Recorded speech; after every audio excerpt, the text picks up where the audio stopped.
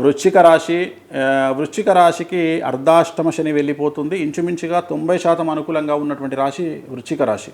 So వృశ్చిక రాశి కనుక తీసుకుంటే మనకు జ్యేష్ఠ, అనురాధ, విశాఖ 4 అనేటువంటివి వృశ్చిక రాశిలోకి వస్తాయి. వృశ్చిక రాశి వారు ముఖ్యంగా కళాకారులకు అనుకూలంగా ఉండబోతూ ఉంది. విదేశాల్లో ప్రోగ్రాములు నిర్వహిస్తారు, అవార్డులు రివార్డులు వస్తాయి, విపరీతమైనటువంటి రాబడి పెరుగుతుంది. వ్యాపారస్తులకు 1కి 100 రూపాయల లాభం ఉంటుంది.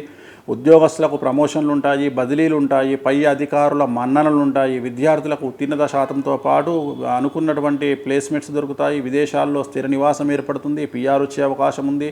వ్యాపార రంగంలో అభివృద్ధి ఉంటుంది. రైతులకు 2 పంటలు అనుకూలంగా ఉంటాయి, రాబడి పెరుగుతుంది, దిగుబడి పెరుగుతుంది, అప్పులు తీరుస్తారు, శుభకార్యాలు నిర్వహిస్తారు. రాజకీయ రంగంలో ఉండేవారికి విశేషించి జనాల్లో విపరీతమైన ఆకర్షణ పెరుగుతుంది.